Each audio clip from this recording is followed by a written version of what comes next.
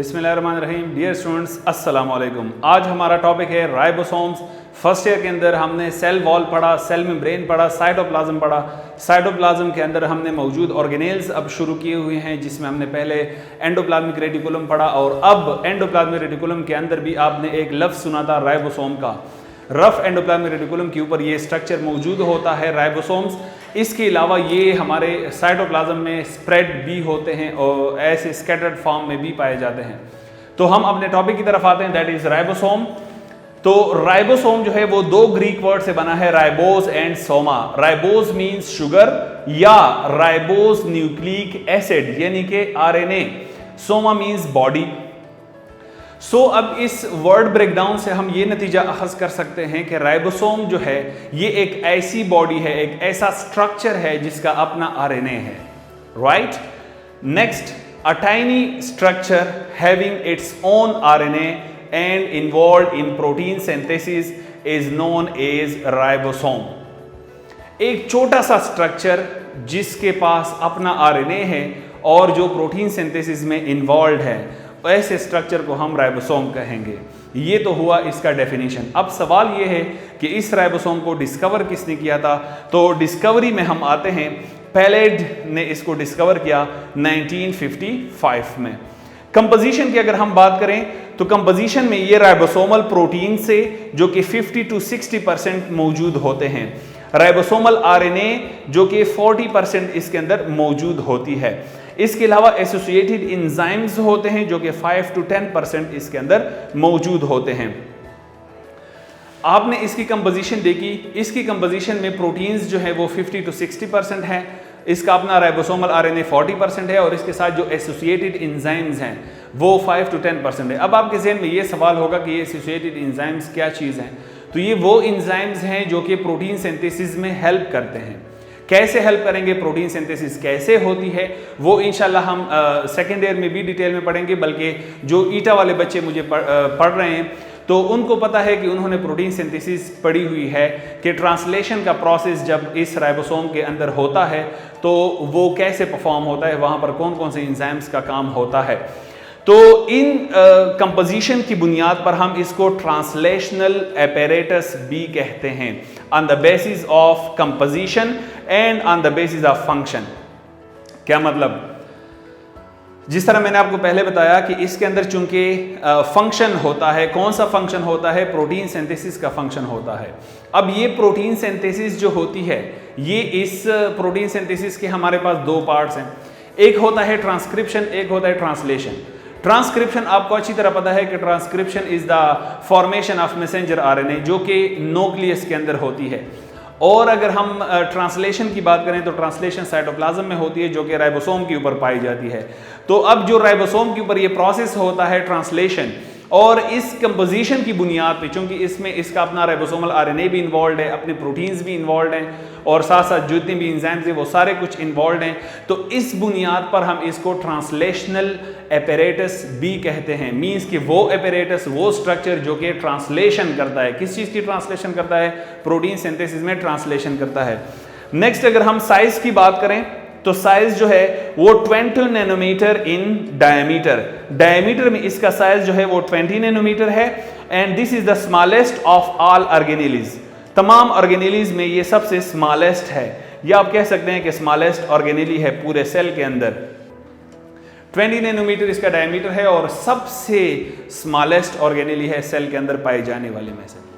Next, अगर हम बात करें कि इसको हम राइबो न्यूक्लियो प्रोटीन पार्टिकल्स भी कहते हैं। क्यों कहते हैं? Because of having RNA and proteins. RNA और प्रोटीन्स होने की वजह से इसको हम राइबो न्यूक्लियो पार्टिकल्स भी कहते हैं। आपने देख लिया कि राइबोसोम के हमने 3 नाम यूज किए। पहला नाम तो राइबोसोम ही है, दूसरा नाम इसका ट्रांसलेशनल एपेरेटस है और तीसरा नाम इसका राइबो न्यूक्लियो प्रोटीन्स है। स्ट्रक्चर की अगर हम बात करें तो राइबोसोम जो है वो एक यूनिट स्ट्रक्चर है जो कि 2 सब यूनिट से बना हुआ है। स्ट्रक्चरली 2 सब यूनिट से ये बना हुआ है। पहला है हमारे पास लार्जर सब यूनिट, दूसरा है स्मॉलर सब यूनिट। तो लार्जर सब यूनिट की अगर हम बात करें तो लार्जर सब यूनिट जो है ये लार्ज इन साइज होता है, जो कि प्रोकैरियोट्स में ये 50s होता है और यूकैरियोट्स में ये 60s होता है। स्मॉलर सब यूनिट की अगर हम बात करें तो स्मॉल इन साइज होता है, प्रोकैरियोट्स में ये 30s होता है और यूकैरियोट्स में ये 40s होता है। यहां पर एक लफ्ज मैंने बार बार इस्तेमाल किया कि 50s, 60s, 40s, 30s, ये s क्या चीज है? तो s के पीछे हम दो रीजन लेते हैं।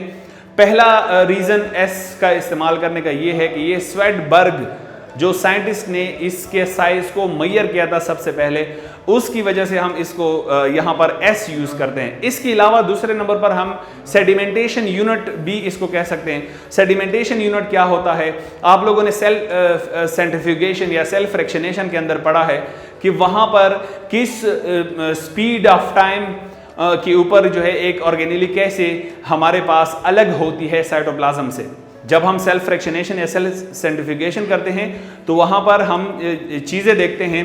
क्या क्या चीज़ें देखते हैं कि टाइम देखते हैं, कितने टाइम में एक चीज़ हमारे पास, एक ऑर्गेनेली हमारे पास सेपरेट हो गई, और इसके अलावा स्पीड देखते हैं कि कितने स्पीड से हमने वो सेंट्रीफ्यूज मशीन को घुमाया हुआ है और वो ऑर्गेनेली हमारे पास हासिल हो गई।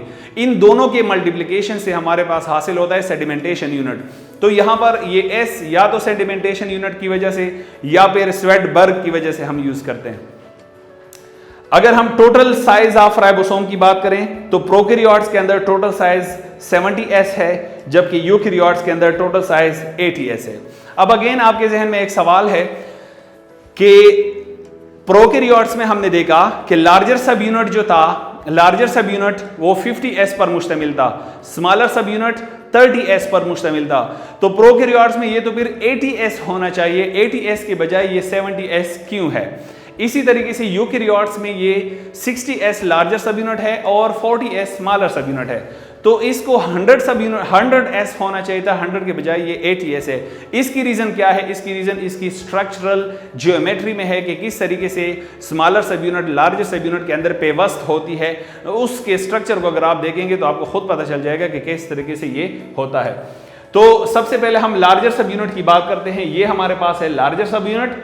इस लार्जर सब यूनिट के अंदर आप देख सकते हैं, एक तो हमारे पास इसके अंदर आरएनए पार्टिकल्स होते हैं, आरएनए के जो स्ट्रैंड्स हैं वो होते हैं, वो एक हो सकता है या दो हो सकते हैं। इसके बाद यहां पर जो आपको नजर आ रहे हैं रेड कलर की जितनी भी स्ट्रक्चर्स हैं, ये पूरा बेसिकली ये प्रोटीन स्ट्रक्चर होता है। यहां पर ये तीन चीजें आपको और नजर आ रही हैं, APE। इसका आपको मैं नीचे इसकी डिस्क्रिप्शन बताऊंगा। नेक्स्ट अगर आप स्मॉलर सब यूनिट को देखें, ये ग्रीन कलर में जितना भी आपको नजर आ रहा है दैट इज स्मॉलर सब यूनिट। स्मॉलर सब यूनिट में भी आप देख सकते हैं कि इसमें भी आरएनए का एक सेगमेंट पाया जाता है। इसके अलावा ये सारे प्रोटीन्स हैं। और आप ये भी देख रहे हैं कि लार्जर सब यूनिट और स्मॉलर सब यूनिट, इन दोनों को कंबाइन रखने के लिए एक मैग्नीशियम प्लस प्लस आयंस जो हैं इन्होंने अपना किरदार अदा किया है और इन दोनों सब यूनिट्स को मिलाया हुआ है। तो यहाँ पर एमसीक्यूज ऐसे भी आ सकता है कि मैग्नीशियम प्लस प्लस जो है उसका क्या किरदार है। आप यकीन करें, जब भी आपके सामने कभी भी कोई ज्वाइनिंग आती है सेल के अंदर या सेल के अंदर जो स्ट्रक्चर्स हैं उन स्ट्रक्चर्स में कभी भी ज्वाइनिंग की बात होगी तो वहां पर मैग्नीशियम प्लस प्लस आएगा। मैग्नीशियम प्लस प्लस हमेशा ज्वाइनिंग का काम करता है, जिस तरह यहाँ पर इन्होंने लार्ज सब यूनिट और स्मॉल सब यूनिट को ज्वाइन किया हुआ है और एक पूरा यूनिट राइबोसोम का स्ट्रक्चर बनाया हुआ है। यहां पर आपको लार्ज और स्मॉल सब यूनिट के अंदर स्पेस ज्यादा नजर आ रहा है। ये स्पेस बेसिकली आपको वो मैग्नीशियम प्लस प्लस समझाना था कि यहां पर मैग्नीशियम प्लस प्लस आता है। नेक्स्ट अगर हम देखें इसी यूनिट मेम्ब्रेन जब यूनिट राइबोसोम का स्ट्रक्चर हम देखेंगे तो यूनिट राइबोसोम स्ट्रक्चर में आप देखें यहां पर वही स्ट्रक्चर है, लार्जर सब यूनिट स्मॉलर सब यूनिट, लेकिन ये दोनों जब आपस में क्लोज्ड हैं, एक दूसरे में पेवस्त हो गए हैं, तो इन्होंने एक यूनिट राइबोसोम का स्ट्रक्चर बना दिया है। अब यहां पर एक चीज आपके जहन में और है, इस स्टिक को आप जरा देखें। ये स्टिक जो है ये बेसिकली साइज है कि इसका लार्जर सब यूनिट, लेकिन आप देख रहे हैं कि स्मॉलर सब यूनिट थोड़ा सा लार्जर सब यूनिट के अंदर पेवस्त है, जो कि ये साबित कर रहा है कि यहां पर वो 10s या 20s जो है वो इस तरीके से यहां पर गायब हो जाता है।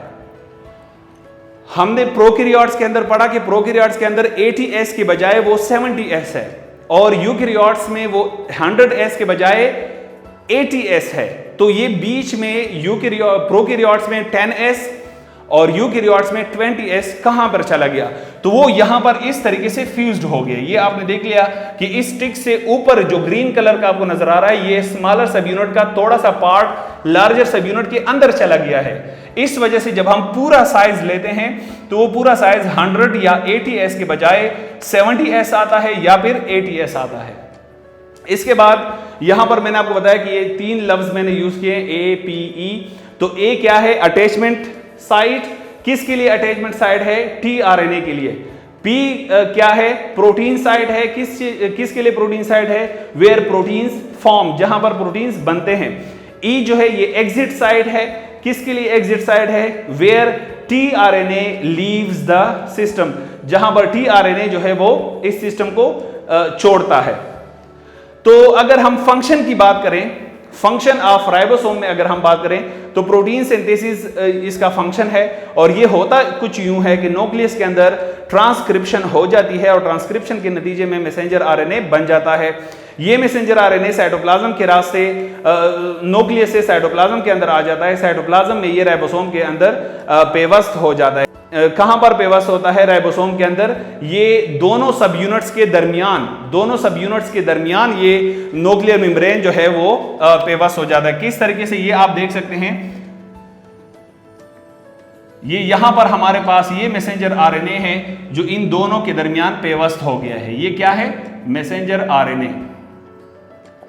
ये मैसेंजर आरएनए जब न्यूक्लियस से बाहर आता है तो दोनों राइबोसोम्स के दोनों सब यूनिट्स के दरमियान बिल्कुल पेवस्त हो जाता है। और अब इसका काम क्या है कि ट्रांसफर आरएनए अब आएगा। 8A साइट ट्रांसफर आरएनए आता है। यहां पर अटैचमेंट साइट के ऊपर ट्रांसफर आरएनए आता है, और ये ट्रांसफर आरएनए इस मैसेंजर आरएनए के कोडान के साथ अपना कोड मिलाकर यहां पर P साइट पर प्रोटीन बना देते हैं। और वो प्रोटीन बनाकर वो ट्रांसफर आरएनए जिसने ट्रांसलेशन के लिए वो कोडान लाया हुआ है, वो यहां से फिर एग्जिट होकर चला जाता है। तो यहां पर बेसिकली हमारे पास यूं एक प्रोटीन की लड़ी बनती जाती है, और ये लड़ी फिर फ्री हो जाती है। तब फ्री हो जाती है जब हमारे पास स्टॉप कोडान आ जाते हैं। स्टॉप कोडान आते हैं तो फिर ये प्रोसेस स्टॉप हो जाता है और कंप्लीट हो जाता है। यहां से वो प्रोटीन की जो लड़ी है वो यहां से कट जाती है और वो हमारे साइटोप्लाज्म का हिस्सा बन जाती है। नेक्स्ट अगर यहां पर मैंने मैग्नीशियम प्लस प्लस की आपको बात भी की थी कि जहां पर भी आप मैग्नीशियम प्लस प्लस देखेंगे तो वो दोनों सब यूनिट्स को ज्वाइन करता है, और आल्सो मैसेंजर आरएनए को भी ज्वाइन करता है। मींस कि यहां पर जब दोनों सब यूनिट्स के दरमियान मैसेंजर आरएनए आएगा तो उसको भी ज्वाइन करने का काम मैग्नीशियम प्लस प्लस का है। दोनों लार्जर और स्मॉलर सब यूनिट्स को ज्वाइन करने का काम भी मैग्नीशियम प्लस प्लस का है। डियर स्टूडेंट्स, आज आपने राइबोसोम पढ़ा, राइबोसोम का स्ट्रक्चर पढ़ा, राइबोसोम का साइज पढ़ा, और साथ साथ राइबोसोम के फंक्शन के बारे में आपने सीखा।